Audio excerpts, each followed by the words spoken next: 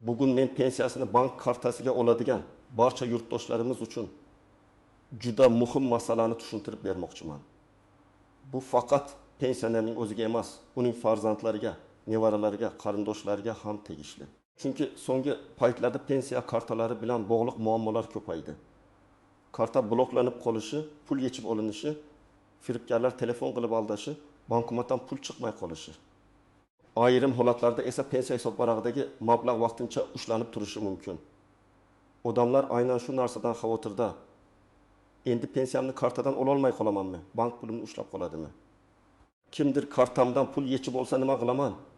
Men bugun shu masalani mutaxassis sifatida oddiy tilda batafsil va hayotiy misollar bilan tushuntiraman. Videoni oxirigacha ko'ring. Chunki bitta noto'g'ri harakat butun oylik pensiyadan ayrilish xavfini keltirib chiqarishi mumkin.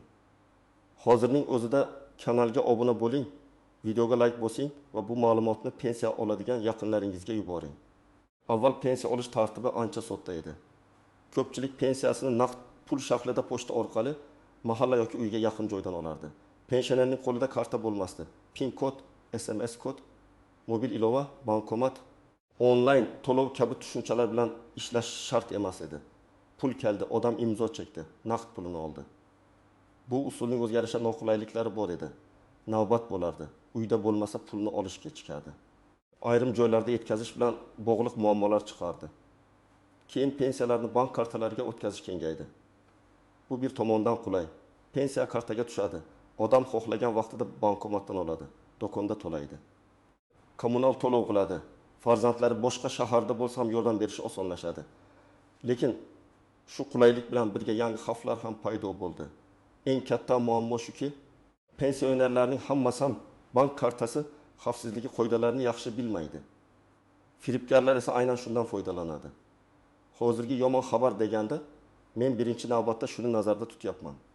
Pensiya kartasi endi oddiy plastik emas, u sizning pulingizga kirish eshigi. Agar karta ma'lumotlari, PIN kod yoki SMS kod begona odam qo'liga tushsa, u odam sizning pensiyangizni bir necha daqiqada yechib olishi mumkin. Bank yoki davlat har doim ham bunday pulni qaytarib bera olmaydi. Chunki agar operatsiya SMS kod orqali tasdiqlangan bo'lsa, tizim buni karta egasining roziligi deb qabul qilishi mumkin. Ikkinchi muhim o'zgarish. Banklar va to'lov tizimlari shubhali operatsiyalarni ko'rsa, kartani vaqtincha bloklab qo'yishi mumkin. Bu xavfsizlik uchun qilinadi, lekin pensioner uchun juda noqulay holat. Masalan, odam doriga pul olmoqchi, bankomatga boradi. Karta ishlamaydi. Bankka qo'ng'iroq qilsa, shubhali tranzaksiya bo'lgan shaxsni tasdiqlang deyishadi. Agar odam bunday vaziyatga tayyor bo'lmasa, qo'rqib ketadi. Uchinchi masala qarzdorlik, sud ijrosi, kredit yoki aliment kabi majburiyatlar bo'lsa, ayrim mablag'lar qonuniy tartibda ushlab qolinishi mumkin. Bu ham odamlar orasida noto'g'ri tushuniladi. Ba'zi pensionerlar bank pensiyamni yeb qo'ydi deydi. Aslida esa hisobvaraqda ijro hujjati, kredit bo'yicha avtomatik yechim yoki boshqa majburiyat turgan bo'lishi mumkin. Shu sababli vaziyatni aniq tekshirish kerak. Main part 1. Nimalarni bilish kerak, kim xavotir olishi kerak. Kim esa tinch bo'lishi mumkin? Eng avvalo, pensiyasini kartaga oladigan har bir odam quyidagi narsani tushunish kerak. Karta bilan bog'liq xavf asosan 3 ta joydan keladi. Birinchisi firibgarlar. Ikkinchisi bank kartasidan noto'g'ri foydalanish. Uchinchisi hujjatlar va qarzdorlik bilan bog'liq masalalar. Firibgarlar odatda pensionerlarga telefon qiladi. Ular o'zini bank xodimi, pensiya jamg'armasi vakili, soliq xodimi yoki hatto militsiya xodimi deb tanishtiradi. Sizning kartangiz bloklanmoqda. Pensiyangiz oshirildi. Tasdiqlash uchun kod ayting. Kartangizdan pul yechilmoqda. Tezda SMS kodni ayting. Yangi pensiya kartasi ochish kerak kabi gaplar bilan odamni shoshiltiradi. Firibgarlarning asosiy quroli qo'rquv va shoshirishdir. Ular odamga o'ylashga vaqt bermaydi. Masalan, 68 yoshli bir otaxon pensiyasini kartaga oladi. Unga notanish raqamdan qo'ng'iroq bo'ladi. Men bank xavfsizlik bo'limidanman.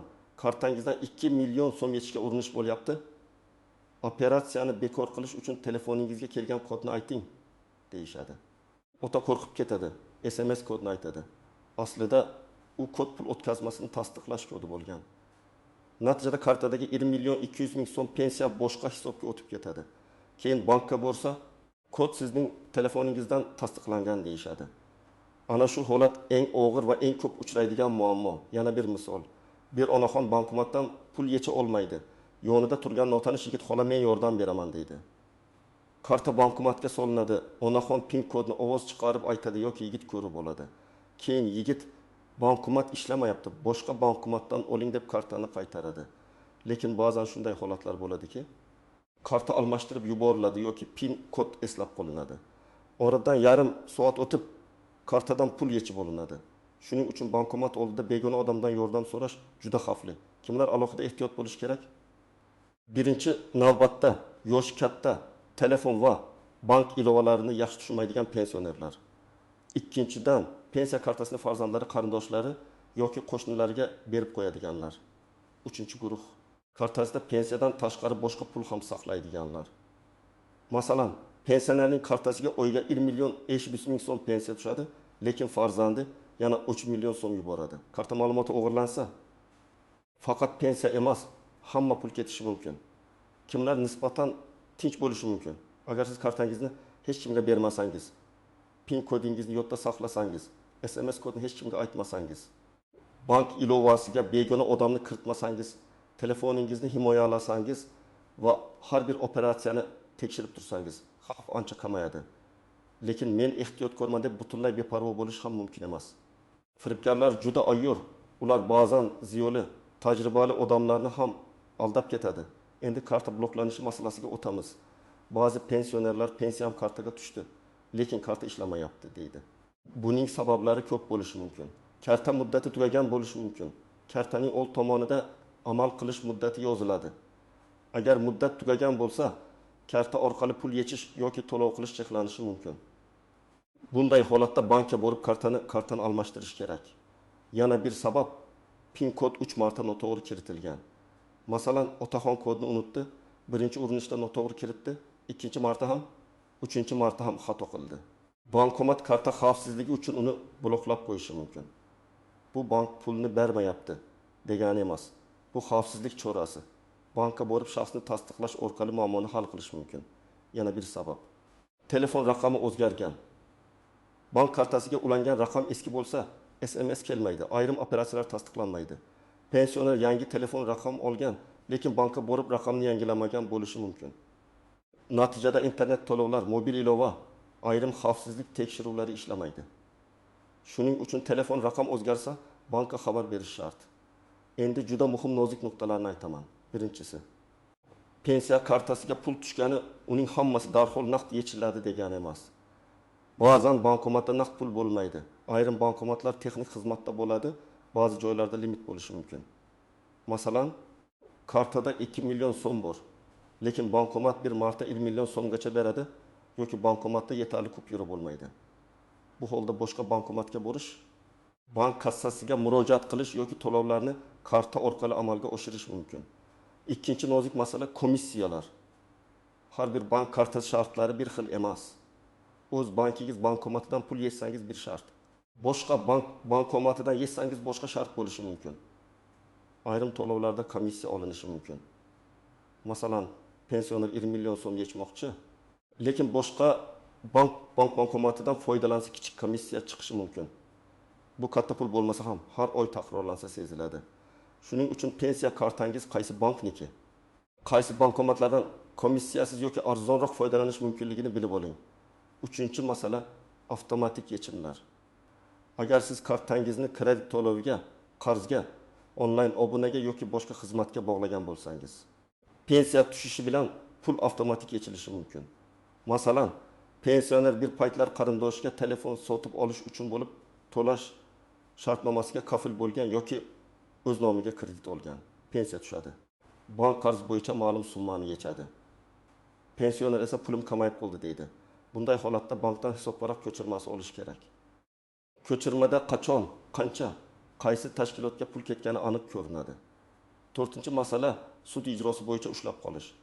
Agar odamning qarzi bo'yicha ijro hujjati mavjud bo'lsa, hisobvaraqdagi mablag'larga cheklov qo'yilishi mumkin. Lekin bu masalada ham hamma narsa qonuniy tartibda bo'lishi kerak. Pensioner o'z holatini tekshirishi, ijro byurosi yoki tegishli tashkilotdan ma'lumot olishi kerak. Agar cheklov noto'g'ri qo'yilgan bo'lsa, yoki ortiqcha ushlab qolingan bo'lsa, ariza bilan murojaat qilish mumkin. 5-nozik jihat pensionerning kartasidan farzandlari foydalanishi. Ko'pchilik buni oddiy holat deb biladi. Onam yurmaydi, kartasi menda, men olib kelaman. Otam bankomatni tushunmaydi, men yechib beraman deyishadi. Bu albatta oilaviy ishonch masalasi. Lekin huquqiy va xavfsizlik nuqtai nazaridan juda ehtiyot bo'lish kerak. Agar kelajakda nizolar chiqsa, kartadan kim pul yechdi degan savol tug'iladi. Bank tizimida karta egasi pensioner bo'lsa ham, PIN kodini bilgan odam pul yechgan bo'ladi. Shu sababli imkon bo'lsa, rasmiy ishonchnoma, bankdagi vakolatli tartib yoki pensionerning o'z roziligini tasdiqlovchi hujjatlar bilan ish tutgan ma'qul. 6-masala, karta yo'qolsa nima bo'ladi? Ko'pchilik karta yo'qolganini ko'rib, ertaga bankka boraman deb yuradi. Bu xato. Karta yo'qolganini bilgan zahoti bankning rasmiy telefon raqamiga qo'ng'iroq qilib bloklatish kerak. Agar mobil ilova bo'lsa, ilova orqali ham bloklash mumkin. 1 soat kechikish ham pulingiz uchun xavf. Ayniqsa karta bilan kontaktsiz to'lov ishlasa, ayrim kichik summalar PIN kodsiz ham amalga oshishi mumkin. 7-masala, telefon yo'qolishi. Hozir karta xavfsizligi faqat kartaning o'zida emas, telefonda ham. SMS kod telefonga keladi. Bank ilovasi telefonda turadi. Agar telefon yo'q bo'lsa, darhol SIM kartani bloklatish, bankka xabar berish, ilova parollarini o'zgartirish kerak. Pensionerlar ko'pincha telefonni oddiy aloqa vositasi deb o'ylaydi. Lekin aslida telefon ham pulga kirish kalitidir. Endi men sizga aniq qadamlarni aytaman. Agar siz pensiyangizni kartaga olsangiz yoki yaqinlaringiz shunday olsa, shu ro'yxat bo'yicha tekshirib chiqing. 1-qadam, kartaning amal qilish muddatini tekshiring. Karta oldida oy va yil yozilgan bo'ladi. Agar muddat tugashiga yaqin qolgan bo'lsa, bankka oldindan boring. Pensiya tushadigan kuni emas, undan oldin hal qiling. Chunki muddat tugab qolsa, zarur paytda pul yecha olmay qolishingiz mumkin. 2-qadam, bankka ulangan telefon raqamingiz to'g'riligini tekshiring. Agar eski raqam ulangan bo'lsa, pasport yoki ID karta bilan bank filialiga boring va raqamni yangilang. Bu juda muhim, chunki barcha ogohlantirishlar, SMS xabarlar, tasdiqlash kodlari shu raqamga keladi. 3-qadam, PIN kodni hech kimga aytmang. Hatto o'zini bank xodimi deb tanishtirgan odamga ham aytmang. Bank xodimi hech qachon sizdan PIN kod yoki SMS kod so'ramaydi. Agar kimdir so'rasa, demak bu shubhali holat. Darhol suhbatni to'xtating. 4-qadam, SMS kodni hech kimga bermang. Men buni aloda urg'u bilan aytyapman. SMS kod bu imzo bilan teng. Siz kodni aytsangiz, firibgar pul o'tkazmasini tasdiqlashi, ilovaga kirishi yoki kartangizni boshqa xizmatga bog'lashi mumkin. Kod ayting, pensiyangiz oshadi degan gap yolg'on bo'lishi mumkin. Pensiya oshishi uchun hech kim telefon orqali SMS kod so'ramaydi. 5-qadam. Bankomatdan foydalanganda atrofga qarang. PIN kodni kiritayotganda klaviaturani qo'lingiz bilan yoping. Begona odam yordam bermoqchi bo'lsa, muloyimlik bilan rad eting. Agar yordam kerak bo'lsa, bank filialidagi rasmiy xodimga murojaat qiling. Bankomat kartani qaytarmasa, joydan ketib qolmang. Darhol bank raqamiga qo'ng'iroq qiling. 6-qadam. Har oy pensiya tushgandan keyin hisobvaraq ko'chirmasini tekshiring. Buni bank ilovasi orqali, SMS orqali yoki bank filialida olish mumkin. Ko'chirmada barcha kirim chiqib ko'rinadi. Agar siz bilmagan operatsiya bo'lsa, darhol bankka yozma ariza bering. 1 haftadan keyin boraman demang. Vaqt o'tgan sari pulni qaytarish qiyinlashadi. 7-qadam. Agar karta bloklansa, vahima qilmang. Avval bankning rasmiy telefon raqamiga qo'ng'iroq qiling. Rasmiy raqam kartaning orqa tomonida, bank saytida yoki filialda bo'ladi. Internetdan chiqqan har qanday raqamga ishonmang, chunki firibgarlar soxta sahifalar ham ochadi. Bankka borganda pasport yoki ID karta, pensiya hujjatlari, telefoningiz va kartangizni olib boring. 8-qadam. Agar pensiyangizdan pul ushlab qolingan bo'lsa, bankdan to'liq ko'chirma oling. Ko'chirmada pul qayerga ketgani ko'rsatiladi. Agar kredit bo'lsa, kredit bo'limiga murojaat qiling. Agar ijro hujjati bo'lsa, tegishli ijro organidan qaror nusxasini so'rang. Agar operatsiyani siz qilmagan bo'lsangiz, bankka e'tiroz arizasi yozing.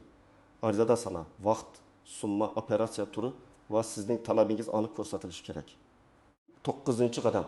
Ariza yozishni biling. Masalan, bankka murojaat qilganda shunday mazmunda yozish mumkin. Men falonchi, falon bankdagi pensiya kartamdan mening roziligimsiz falon sanada falon summa yechilganini aniqladim. ushbu operatsiyani tekshirib, mablag' harakatini aniqlab berishingizni, zarur bo'lsa kartamni bloklab, yangi karta rasmiylashtirib berishingizni so'rayman. Arizaga pasport nusxasi, karta ma'lumotlari, SMS xabar skrinshoti yoki ko'chirma ilova qilinadi. 10-qadam. Yaqinlaringiz bilan xavfsizlik kelishuvi qiling.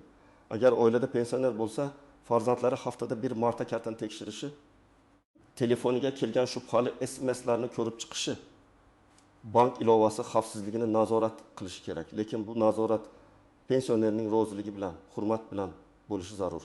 Katta yoshli odamni qo'rqitmasdan tushuntirib yordam berish kerak. Yana bir muhim maslahat, pensiya kartasida katta miqdordagi pulni uzoq saqlamang. Agar siz naqd pul ishlatishga odatlangan bo'lsangiz, kerakli qismini oling. Qolgani xavfsiz saqlash usuli bank bilan maslahat qiling.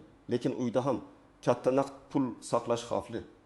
Shuning uchun har bir oila o'z vaziyatiga qarab muvozanat topishi kerak. Agar siz mobil ilovadan foydalansangiz, telefoningizga parol qo'ying. Oddiy 1111 yoki tug'ilgan yil kabi parollarni ishlatmang. Ilovaga kirish parolini hech kimga aytmang. Telefoningizga begona odam ilova o'rnatib bermasin. Men sizga pensiyani tekshiradigan dastur o'rnatib beraman desa, ehtiyot bo'ling. Firibgarlar masofadan boshqarish dasturlari orqali telefoningizga kelib olishi mumkin. Agar sizga pensiya kartangizni yangilash uchun havolaga kiring degan SMS kelsa, havolani bosmang. Rasmiy tashkilotlar odatda karta ma'lumotlarini havola orqali so'ramaydi. Havolaga kirsangiz, soxta saytga tushib qolishingiz va karta raqami, amal qilish muddati, SMS kod kabi ma'lumotlarni o'zingiz kiritib berishingiz mumkin. Bu esa pul yo'qotishga olib keladi. Bugungi mavzuning asosiy mazmuni shuki, pensiyani kartaga olishning o'zi yomon emas, aksincha qulay.